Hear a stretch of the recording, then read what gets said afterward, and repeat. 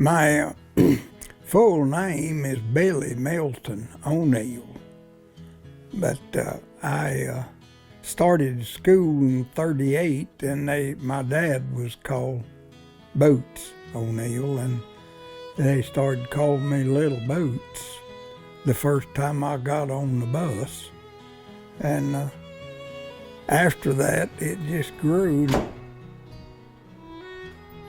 I was born in 1932, and we lived on a little ranch in Gray County, 40 or 50 miles north of Clarendon, and I grew up there, and it was a real good old-time ranch. My dad was a cowboy, and that's all we've ever done, and then I left school when I was a sophomore in high school and went to work for the JAs, staying at a chuck wagon. And that chuck wagon, we pulled it with 4 big horses, and we stayed out 7 or 8 months out of the year. We pulled out in April if the grass was good enough to carry the remuda. We rode the horses on grass. And then we'd stay till long in November, and your horses would start getting weak when the grass was turning brown, and you could tell, and they'd pull the wagon in then, and we'd work out of camps. Lucky man. Then I went from there to the Matadors, and it was one of the biggest cow outfits in the world at that time. And I worked with the chuck wagon there. We pulled it with 4 big mules.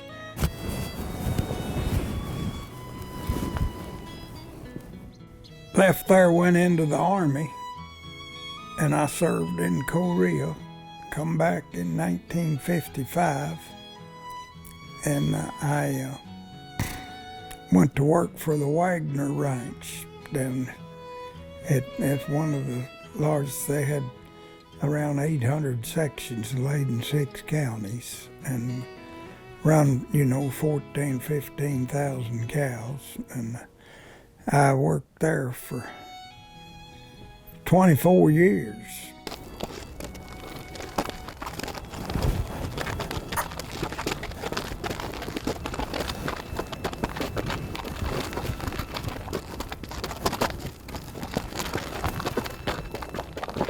I worked up to the foreman and was camp boss and run the bronc pen at one time. I run the bronc camp for 10 years one time, breaking broncs for the whole ranch. And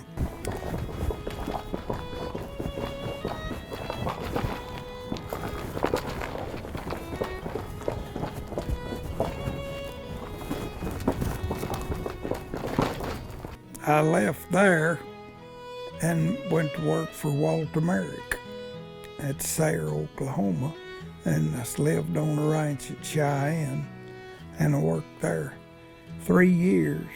Well, back in the, I'd say the late 70s, early 80s to mid 80s, we, along with our horses, we ran a lot of cattle, and we had several ranches here in western Oklahoma, one in the Panhandle, one up in Kansas, and one in the Texas Panhandle, and one out in, or 2 out in New Mexico. And it got to be more than all of us could see after. And Dad shopped around to some of his old friends and acquaintances that he knew to be good managers and good cattlemen and good cowboys. And he contacted an old friend of his named Bobby Thompson that he knew had worked for the 4-6s for a number of years. And he talked to Bobby and was able to hire him. And Bobby recommended Boots O'Neal, who at that time was working for the Wagner outfit. And so Dad was able to hire both those guys, and I was a young man at the time, and it was sure a lot of fun to cowboy and punch cows with those kind of caliber of cattlemen and cowboys, and I learned a lot from them, enjoyed the time immensely, and treasure it. When Boots was here, our business was flourishing. We had cattle ranches all over the country. He liked to call our deal the Badly Scattered Cattle Company because we had 3 or 4 ranches in Oklahoma, and 1 in Kansas, and a couple in Texas, and a couple in New Mexico. And One of the things that we do that was fun was in the spring of the year for Brandon Works, we had a semi truck and an old flat or a straight deck trailer. We'd fill the back end with saddle horses and tarp the front end, and all the cowboys from these neighboring ranches we'd throw our bedrolls and our saddles in the front of that trailer, and it'd take us about a month to go around to all these ranches and work the 4,000 or 5,000 head of calves that we had. And then we'd come home for about a month or two and then go back in the fall and do the same thing again to ship and wean those calves. And one of the things that we enjoyed the most about that time was getting to do that with guys like Boots and Bobby and Bob Elliott and Dave Price and some really good cowboys that helped us at the time. Boots was a legend when he hit the ground, I think. He's just one of those guys that's always been bigger than life. There's about 175 saddle horses, and we was crossing the lower end of the Paladura Canyon. That's in 1949. We worked with chuck wagon all the time, stayed in teepees and stayed out, and we worked 7 days a week. They never did pull in or pull up. And $90 a month was the going thing for a cowpuncher, but that's the chuck wagon and tents that we're living in, teepees, and several men under the fly. The ranch come down there and told me that they would, on the strength that I had been a brand inspector and had a ranger commission and worked in this country 25 or 30 years prior to that they offered me a job to come up and be a cowboy and work. That's what I've always enjoyed, is working for a big cow outfit where we work lots of cattle. But I'd be certified peace officer and could help them with any security that they needed. I come to stay 3 or 4 years, and we was going to work on some stuff and get things going, and I told them it'd be a good deal for me. And my wife and I come up, and they've put us a new house here and fixed it up. And after we'd been up here 15 or 16 years, she contacted cancer and passed away, and then they moved me in this apartment, and I've been since. Now I'll have been here 30 years here in a few months. And the lady that owns the ranch, that's inherited from her family, and she is raised here, why, she's very interested in families here, and if one of them's got a child that needs something, or one of the employees that needs, well, she wants to see that it's taken care of and help them get it done, and she's real interested in the people, and knows a lot of the people real well here.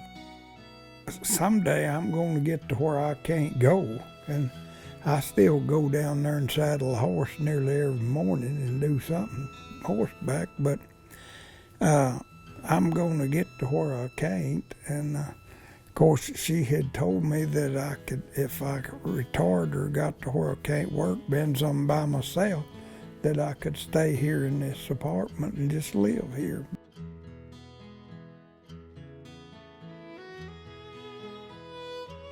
One of the main things is we were out, you were out with a wagon, you're out, and you had no way of leaving there but a horseback. There wasn't no motor vehicles there, and you stayed there, and everybody stayed. Nobody. Now then, we may have a chuck wagon out and working with the wagon, but there'll be a pickup that may go in and come out every day and bring different things. And then we didn't have anything like that, and they'd just send us a load of groceries in the wagon once in a while down to wherever we was camped. And I remember In the middle 50s there at the J's, they built bathrooms and put them in a good many camps that had an outhouse up until then.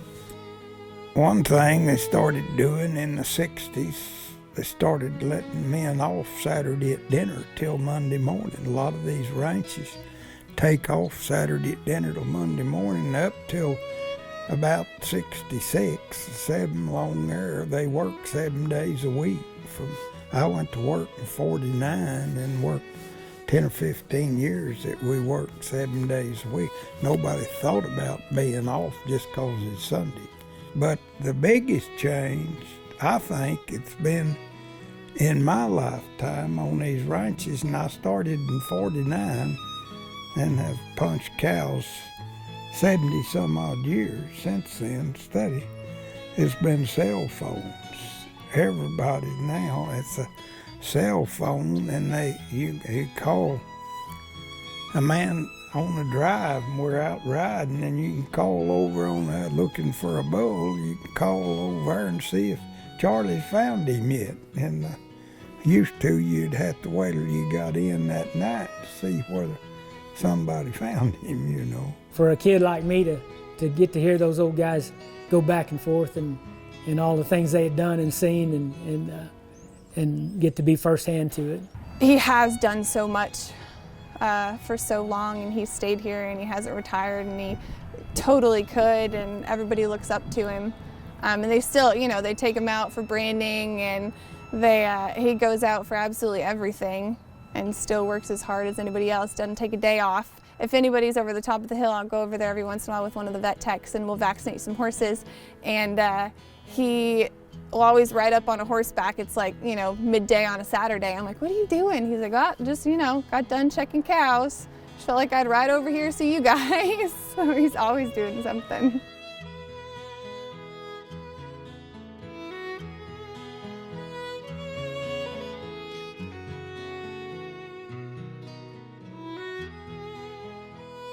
Well, it makes me feel great, and I'm honored that, and it's things that I never thought about.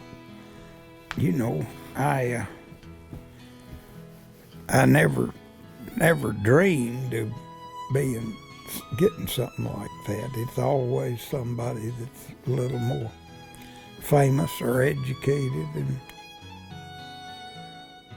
I just enjoy working and riding a horse. I look forward to working, and still do at 86 now, be 87 my birthday. I don't dread like I see people dread, so I don't dread the fact that we're gonna move them bulls tomorrow and it's probably gonna be cold and windy or something. That doesn't affect my thinking any. And as long as they run cattle on them things, they'll have to have cowboys or boys gather them and work them things horseback.